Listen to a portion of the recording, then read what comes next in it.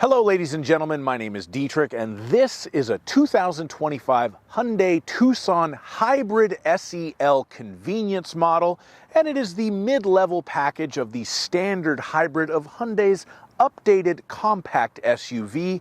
And today we are going to review this vehicle for you. We're going to go over what's new with the styling. We'll have a look under the hood, check out the hybrid powertrain. We'll measure out the cargo space, look at the passenger room, and have a look at the updated interior features and the safety features on this hybrid SEL convenience Tucson. And as always, if some of that sounds good and some of it doesn't, check the description below for timestamps. So we'll start by talking about the updated styling, and this car looks pretty similar to last year's model, but there are some detailed differences. Up front on the front grille, you will notice that the spider eye LED running lights, at least that's what I call them, are a little bit less crazy this year. There's fewer individual lights and they're slightly larger. It's kind of hard to tell from far away, but if you look up close, you can see the difference, and maybe I'll be so good as to juxtapose a 2024 model that I reviewed with this 2025 on the screen right now so you can really see what I'm talking about. The front bumper itself is also slightly different from last year's model, as is the rear bumper, but again, very subtle change. And the wheels on the 2025 Tucson are slightly different as well. And other than that, it looks pretty much the same as last year. One other thing that I will point out is this particular paint color is called creamy white pearl. That's really not necessarily what I would have called it, but I am not a multinational automaker based in South Korea, so what do I know about partying or anything else? Now we're going to take a look under the hood and talk about the hybrid powertrain, and this is carried over from last year's Tucson model. What you're looking at here is a 1.6-liter turbocharged four-cylinder combined with an electric motor and a hybrid battery. This particular one's not the plug-in hybrid, it's just the regular hybrid. You put gas in and you go. 231 horsepower and 271 torque is the combined output for this engine. All Tucson hybrids do come standard with a 6-speed automatic transmission. All-wheel drive is also standard on this model. And it is a very smooth powertrain. I drove a new 2025 Sonata SEL hybrid last month, and I complained about the lack of refinement with that engine and transmission, but I feel none of that with this Tucson. Maybe the 1.6-liter engine is better suited for this hybrid setup with its turbocharger. This SEL convenience model is rated 35 miles per gallon across the board, city, highway, and combined. It should be noted that if you get the base model Tucson hybrid, which they call the Blue, those ratings go up to 38 miles per gallon. The only real difference on the spec sheet that I see with the Blue model that gives it that better mile per gallon is it weighs a little bit less. It's missing certain things like the panoramic glass moonroof and a few other niceties that you get in the SEL convenience and the higher trim level. So if maximum fuel efficiency is what you're going for, get the Blue. If you're looking for a little bit nicer features, get this one or a Limited. Now we're going to measure out the cargo space, so we will open the power rear lift gate, get the laser tape measure out and do just that. The length of the cargo area from the bottom of that seat, which isn't quite as leaned back as the passenger side, to the rearmost portion of the cargo area is 3 feet and 1 inch. And you can see you have adjustable recline there on those back seats. The measurement at the absolute widest point of the cargo area from right there to right there, which is relatively small but very wide at 4 feet 8 inches. The width at the narrower portion in between the wheel wells from there to there is 3 feet and 5 inches. One other thing you may notice is that the right side wheel well is not as tall as the one on the left. That's because the fuel filler is right there. The height of the cargo area from the opening to the floor is 2 feet and 5 inches. But there is a trick with the height. We have a dual level load floor, so if I grab here, pull forward, and then push back, we do get a deeper load well.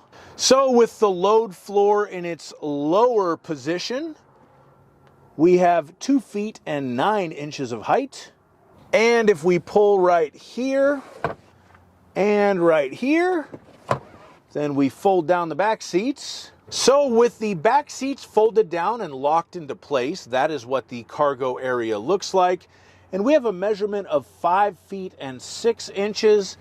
That is from the back of the passenger's front seat to the rear of the cargo area. So that measurement could change slightly depending on how you have that seat set.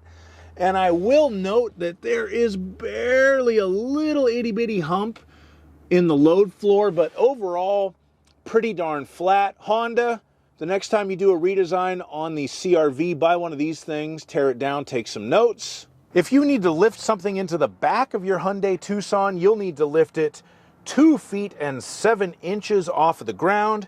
And now that the load floor is back in its nominal position, we'll have a look under here. We have a tire mobility kit. That's the key to the wheel locks if your vehicle is so equipped. There's some additional storage space there. And we have a 12-volt power outlet for the rear cargo area as well. And of course, some cargo tie downs in the corners. So that is the cargo space in a Tucson hybrid.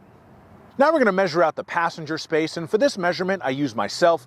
I'm 6'5", so let's see if I can fit behind myself in a Tucson SEL convenience hybrid.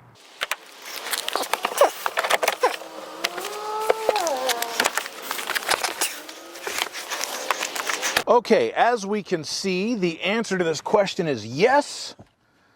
I can sit in the front, my knees are not touching. I'm sitting upright, but my head is not touching. And if I move into the back seat, my knees are not touching. I'm sitting comfortably. Actually, I'm a little more reclined in the back seat than I was in the front. Let's see. Oh, yes. You can adjust the recline. Oh, there we go. Yeah, you can adjust the recline of the back seat. So as you can see, I have this portion more reclined than that portion. So that's pretty cool. We do have some air vents. We have some USB-C charging ports for the backseat passengers. That's how much space there is behind me in my normal driving position. I kind of drive leaned back and low. And let's see. We do have a armrest with some cup holders. And I don't know, this appears to be potentially something left over from the manufacturing process. SBW vent. I prefer SSBWs, but you know, SBWs are fine too. So overall, it is a very comfortable cabin in the Tucson hybrid. Now we're going to move on to the interior and check it out. And the interior has been heavily updated for 2025 on the Hyundai Tucson. You'll notice the larger screens on the interior, and they're all kind of molded into one piece of glass, even though it is 2 separate screens there. We finally have wireless Apple CarPlay standard across the range. There was this weird thing with the Tucsons of yore where if you got the highest trim level with the premium audio system, you had to plug your phone into it, but no more. Even the top of the line ones now come with wireless Apple CarPlay.